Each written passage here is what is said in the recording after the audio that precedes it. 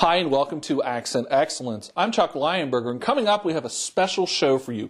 We're talking all about school safety and security with special guests, Chief Hall from the Roanoke County Police Department and Chief Simon from the Roanoke County Fire and Rescue Department, along with Dr. Greg Killow, Superintendent of Roanoke County Public Schools. Don't go anywhere. A very special edition of Accent Excellence is next. If you would like to adopt a pet, did you know that you can also go to the RCACP website and their Facebook page to look at pets for adoption? It's easy to do. Simply go to their website at rcacp.org or visit their Facebook page. Both sites include information and pictures of animals waiting to be adopted. Help make a difference in the life of a pet today. Adopt from the Regional Center for Animal Care and Protection.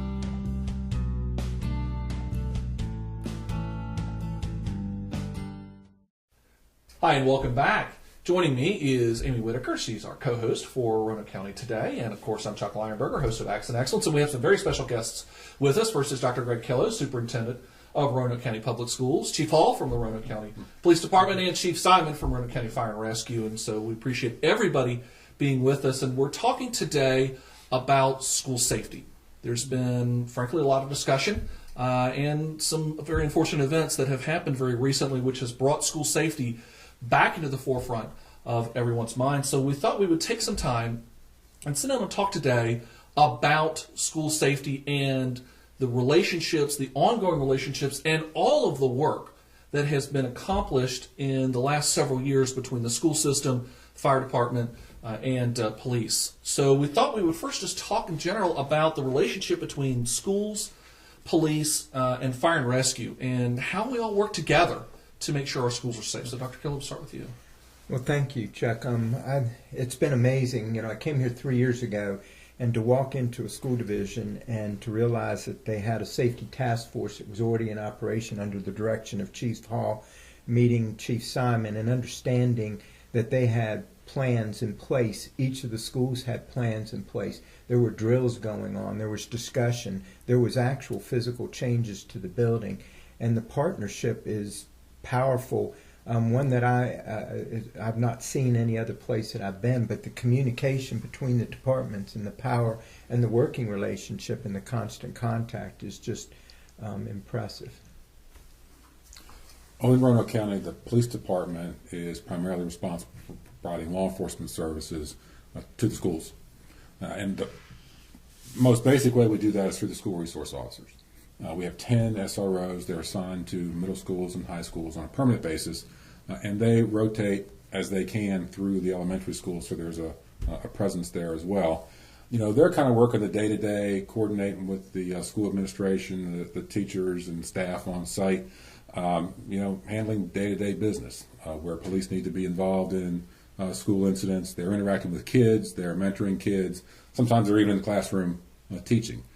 But we also work on a number of other levels. So our supervisors of our SRO program are coordinating with the school staff, the central administration staff, helping with updating crisis plans and drills and training for school staff and for our staff as well. And of course, myself, Chief Simon, Dr. Killow, work together frequently, a little bit higher level to make sure that the things that we want are occurring, throughout the county and throughout the system. And can I build on that point, is that we do a whole lot with that in having drills and we have meetings that we have where we bring in administrators, staff, maintenance workers. We work with fire, rescue, and police on these drills all the time. Like they said, going through crisis plans, walk around the buildings to check to see what is safe and unsafe. And Chief Simon, so fire and rescue is very involved in our schools as well. Yeah, I think echo what Chief Hall said and Dr. Killow said, is that fire rescue, we typically have come to the schools usually for a medical emergency over the years, maybe a student's sick, maybe a teacher, or we might have like a fire alarm, malfunctioning smoke detector, something like that. But what has happened since the school safety task force has taken on, we have fully integrated in our response. So when we come to the school, the administrators know our folks that are coming. Our folks know where to go. They know everything. It's not coming into a business for the very first time. So the cooperation has really expanded, not just in that worst case scenario, which we're all preparing for, we're all ready for, but it is setting the stage for everyday occurrences. Because we are going to have those type of occurrences, and having the school task force in place, putting everyone in the room and starting at the highest level and working all the way down to the school teacher, to the police officer, to the firefighter, it really helps in preparing for us for any type of emergency. Yeah, and that's what's so neat. And with our relationship is we've been preparing for multiple different, again, which has been very impressive, is we're dealing with multiple different events. Right, and we've had events, thankfully not events that have resulted in anybody being seriously injured or worse, but events that have required lockdowns and evacuations of schools. And we see the plans and procedures that are in place get carried out by school staff, by our staff, and the responses to those, have generally been very effective. Not saying that we don't learn every time we do it, and we've certainly tweaked and changed policies and procedures based on different things that have happened. So, when the next event happens, we're that much more prepared. So, when an emergency does occur, what is the role for our public safety? To some degree, it depends on what the emergency is. As I said, we have SROs in 10 schools permanently, so they're essentially the first line. If something's going on, they're present. But at the same time, the school staff is calling 911, just like any other citizen would call 911 when there's a problem. That allows the 911 staff to evaluate what sort of resources should be sent. So while our SROs are the first line of policing in the schools, they're supplemented by our patrol force, by our detectives if those are needed, by other specialized units. So those additional resources are coming. If there's a fire or someone's hurt, fire rescue resources are coming to the scene in order to handle whatever's going on in the school. And at the same time, the school staff is working through their procedures. Does the school need to be evacuated? If so, where are the folks going? Is it a lockdown situation where they're holding everybody in place? So when the appropriate resources get there, my folks are coordinating with the school folks, they're coordinating with fire and rescue folks, so we can approach whatever the incident is as a team. Right. And so, Chief Simon, there's a lot of integration between fire and rescue and the police department, so which has changed over the years. Yes. So how do you all operate today? To us, fire, rescue, and police, we seamlessly operate. We're on the same radio system. Our staffs work from the leadership, as Chief Hall and I work very closely, but that filters all the way down to the actual firefighter, that police officer, that paramedic. Mm-hmm. So when we integrate that into the school system, we're already fully together, per se. When we integrate that in the school system, what's interesting is that we started to train a lot of the school people in a lot of different things, not just emergencies, the worst case scenario, but basic first aid, CPR, all of those things. We've worked with the School Health Advisory Committee, where we're members of, to go in and educate them. This is what we want when we show up for an emergency. And now the seamless process works so effectively, and that could just be from a child having an asthma attack to it could be to a teacher having chest pain. All of those, which are common occurrences in life, we respond very effectively, and the SRO in a lot of cases is there, or a police officer will be there. And one other thing I'd mention, our fire marshals are fully integrated into the police department. So our fire marshals are law enforcement, and they assist the police department on a lot of other issues that might arise in the school system. So we are very integrated, which makes me feel good as a parent with children at the school system. Sure. And one other thing we also wanted to bring in, you mentioned SROs, and that's a key part of the integration between schools and police. And one thing that there may be a little bit of confusion in the community about is exactly who can be an SRO, because not anybody can be a school resource officer. Right. All of our SROs are fully trained, fully certified police officers. The same as the officers you see patrolling around the county, or the same as our detectives. So they've been through our hiring process. They've been through a police academy. It's not an assignment that someone's going to get coming right out of the academy. They're experienced officers, so they've had some time to understand and grow in their careers, that have the desire to work with students. It's a voluntary assignment. They actually compete to get it. So their role in the school becomes one, law enforcement officer, because sometimes that's needed, but it's also can be coach, it can be counselor, it can be teacher, and it's certainly intended to help our students have a more direct relationship with public safety and law enforcement, have a better understanding of what we do and what we're there to do, and know that our police officers are there to help them when they need it. And our teachers understand that these SROs work directly for the police department. And we know that that's the working relationship that's been set up in the county that is with Chief Hall, and that's how we operate. Stay right there. We'll have more of our special conversation about school safety and security coming up.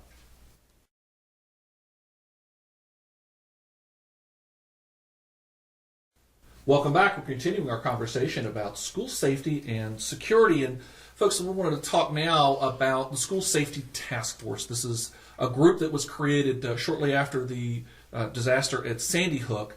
And so we thought we would take a little time to reflect on what has been accomplished since then. And when you stop and think about it, Dr. Killow, there's been a lot that has happened as a result of the School Safety Task Force. Yeah, well, it's been, again, very insightful to come into a group that looks at, digests, talks about drills, talks about things that we can do, totally focuses on student and staff safety in the buildings. And again, Chief Hall leads that discussion, and it's very effective. And even the partners that are on that committee is impressive. And I think let's talk about that first. What is the School Safety Task Force? Who's on that? Well, a little bit of history. You mentioned we formed that shortly after the Newtown incident, which is accurate. That was really a few months after I came to Roanoke County. Dr. Keeler's predecessor was still superintendent at that time. There was certainly concern then, as there is now, about safety of schools, and her and I decided that it was appropriate for us to try to improve the coordination that we had. I mean, our SROs were still in the schools; they were still doing a great job, but we felt like we could do better, just like we're talking about now, and started to have discussions about more the policies, the school facilities, where are we from a security perspective, and we put a good amount of work in right off the bat on target hardening. Reality being that the first line of defense for our schools is the school building itself. If we can keep people out who don't belong there or who can present a danger, then we've prevented potentially a lot of bad things that could happen. So a lot of work was done early on, and it started with the police department and the school system. We brought emergency communications in and fire and rescue in, and some of our other public safety partners pretty soon after that. From the school side, certainly the administration, but folks that you might not think of, like their IT, the folks that manage the video systems in the schools, because that all goes to target hardening and potentially investigations if we capture something on video. And the school system and the school board did a huge amount of work on that target hardening piece. Replaced the entire key system in all the schools with an electronic system. An electronic system that allows our police officers access to all the exterior fob doors of our schools. So, in an emergency, honestly, who wants to come open the door for the police or the fire department if there's a lockdown? And that sort of simple question led to, well, let's just give access to our officers, so if they need to get in and not put anybody at risk doing that, they can get right in. When you go to any of our schools now and go in that front door, you will notice that you can't get any further without checking in, with ID system and a name or visitor badge that goes on. Those were improvements that were made as a result of the work of the task force making recommendations to the board, and that has, since then evolved to, a routine where we're constantly evaluating policy, we're constantly reviewing the crisis plans, and we've done, sort of wave after wave of training with school staff and with police department staff. Starting early on with, the school staff. Well, what's the response going to look like if a critical incident occurs in the school? To help them understand, what we were going to be doing. To tabletop exercises where Chief Simon, folks have come in and not just talked about, the active shooter, which is always on everybody's mind, but what if there's a hazmat incident on the highway that impacts a school? There's dozens of things that could to help school staff, administrators work through the problem-solving part of, okay, what are you going to do? So it's been an ongoing, it's been an evolving process that we think has provided a lot of value and has really helped to make our system a lot safer.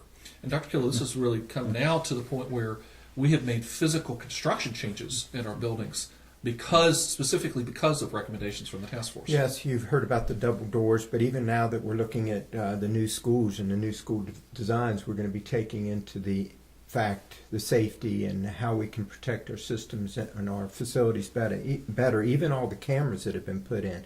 Again, those came from the task force as a request, and we went from no cameras in some of the schools, or very few, to multiple to cover entries and to do that. And I think one of the things Chief Hall hit and is so important is those tabletop exercises.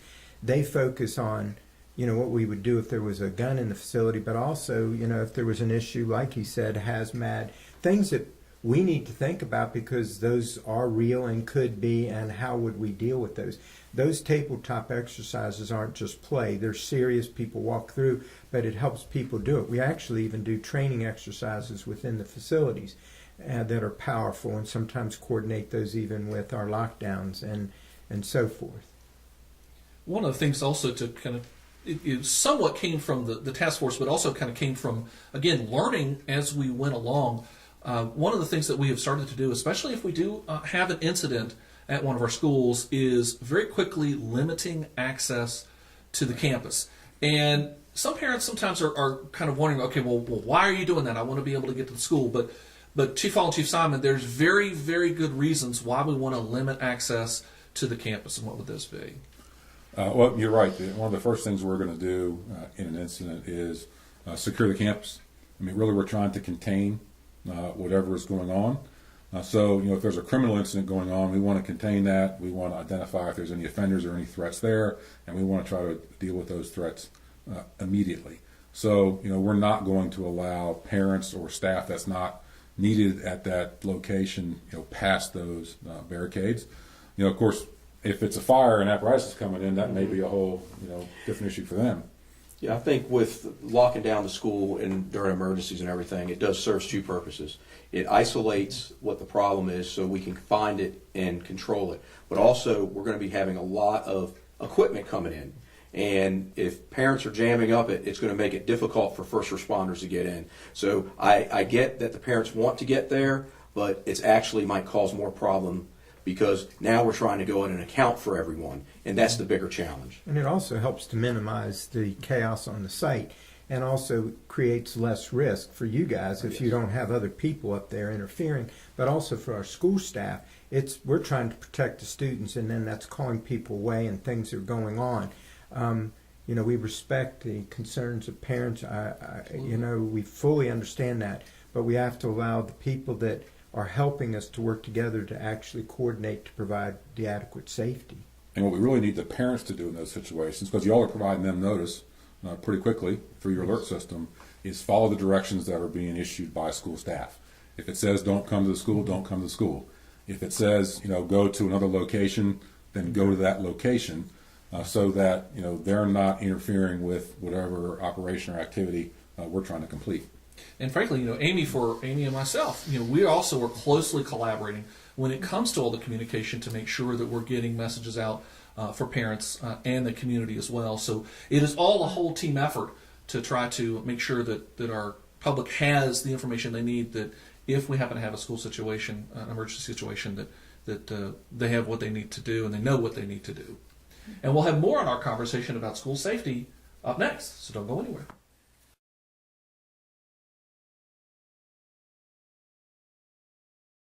Welcome back. We're continuing our conversation here today about school safety. So talk to us a little bit, gentlemen, there's changing nature of safety today. And, oftentimes we hear, even in some recent events at our schools, I think sometimes students think there's some jokes or it's fun to make threats. Talk to us a little bit, Dr. Killow, about why is it so important for students not to do that? Because it puts everybody at risk. It creates an environment where people start questioning, challenging things that are going on. we need to understand that those jokes are not taken as jokes. We take all of this seriously, and it's going to have implications both with discipline and law enforcement.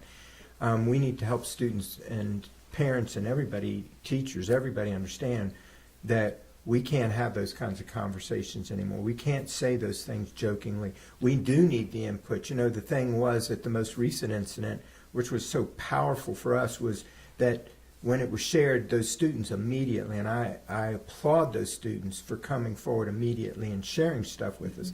We're all in this about safety together. It takes the whole community, and it takes our community involvement. But I would urge parents, make sure you understand to tell your child, this isn't something we're going to play, because it takes so much resource, so much time, so much, it's a waste of time and of resources. Right. And Chief Hall, what Dr. Kello said, a lot of consequences. There are some criminal consequences that can occur. Right. It's a felony in the Commonwealth of Virginia to make a threat against a school or someone on a school property or school staff. When a threat is made, that somebody thinks maybe it was funny, it's not. We're going to investigate that. We're going to do everything we can to identify who did it. Our SROs and our investigators, by the way, have been very successful in identifying those responsible for the threats that have occurred in Roanoke County, and we're going to place the appropriate criminal charges, which, as I said, is generally a felony offense. So that has long-term implications for that person who's involved. Sure. Long-term, meaning for the rest of their lives, Right. probably. Right. Also, in relation to that, what can we say to parents? We know we're talking here about to our students and to our teachers how, and our SROs, how they can make a difference in schools, but how about what happens at home? Parents have a tremendous role and responsibility in this. As we've discussed, we've put a lot of time and resources in target hardening the schools, training, procedures, but a lot of what happens starts at home. So some of that is, the parents' role in educating their children about what's appropriate and not appropriate, what rules are and what consequences are, and that's very, very important. Parents' job is also accountability. And I like to talk at community meetings, and I do somewhat frequently, point out that the U.S. Constitution, particularly the Fourth Amendment around search and seizure and privacy, applies to what we do as police officers. It absolutely does not apply to parents. Parents have the absolute right, and I'd argue even obligation, to violate their children's privacy, to know what's happening on their computer. If they have a smartphone, and I don't recommend that too early, make sure they know what's going on that smartphone, who their kids are associating with during school, after school, what's going on in their room. Parents have the right to look at all that and should be looking at all that. Are your kids going to like it? No. But it's really about protecting them, and think about, some of the things that happen online, where if a parent saw something inappropriate going back and forth over some sort of computer or social media and could intervene before it escalates or something really bad happens, they've potentially prevented their child from becoming a victim. They potentially prevented their child from becoming involved in something that could get them in trouble, like making threats. So it's really, really important that they do those things. And then, it's also important when parents receive information, from their kids or their kids' friends or whatever other source about, a threat or something, that's not right in a school, act on that appropriately. I mean, honestly, that is not the time to get on social media and type that out for everybody to see. That's a time to pick up the phone, contact school officials, contact 911, and let us investigate that and determine, if there was a problem or not. And that happened in a incident recently, where a parent had some information, they notified the school principal, SRO got involved, and a proper investigation was done. Fortunately, nothing was found wrong at that point, but we were able to ensure safety.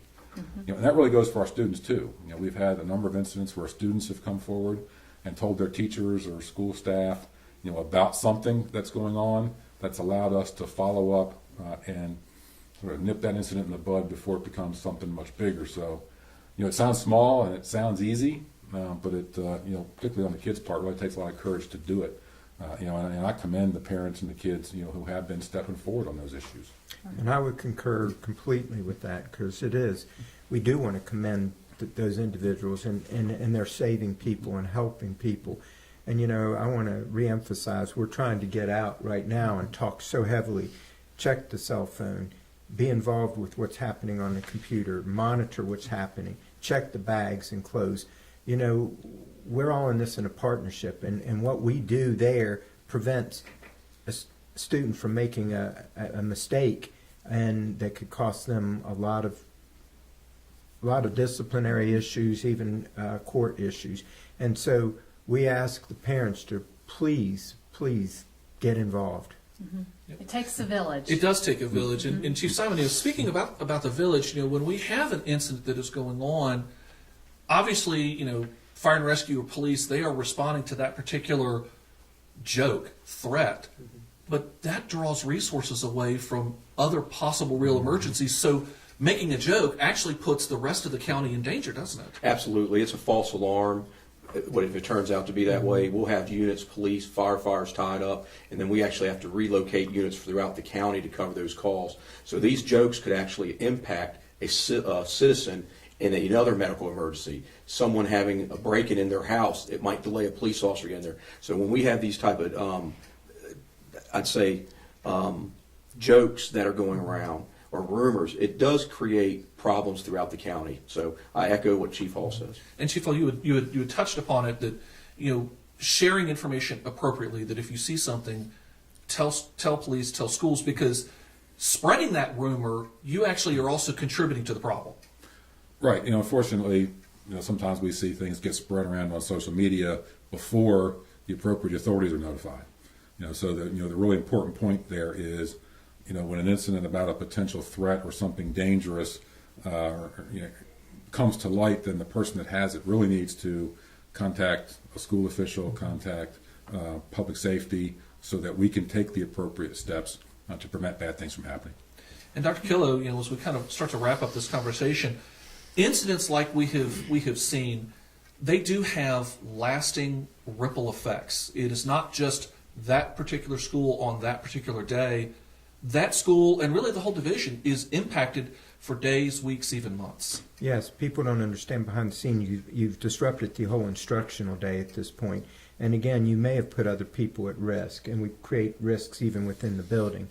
But also, when you look at the disciplinary implications, the amount of energy and time that goes into these are no little matters, and we take them extremely seriously. And finally, one other thing that we wanted to address, and we've heard this several times with parents saying, I'm scared to send my child to school. I think all of us here could say, send your child to school.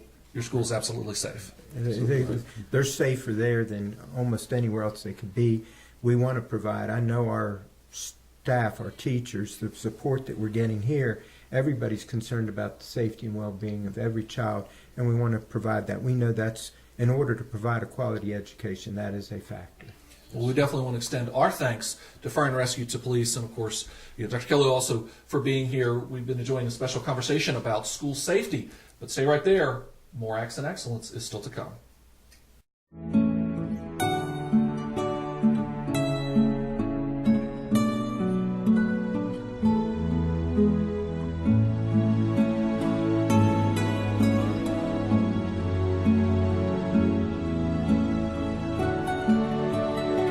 Cared then. I need you to care now. Don't turn a blind eye to teenage drinking. Well, that's going to do it for this special edition of Accent Excellence. If you'd like to learn more about Roanoke County Public Schools, be sure to check us out online, and remember to like us on Facebook and Twitter. I'm Chuck Lionberger. Thanks for watching, and we'll see you next time.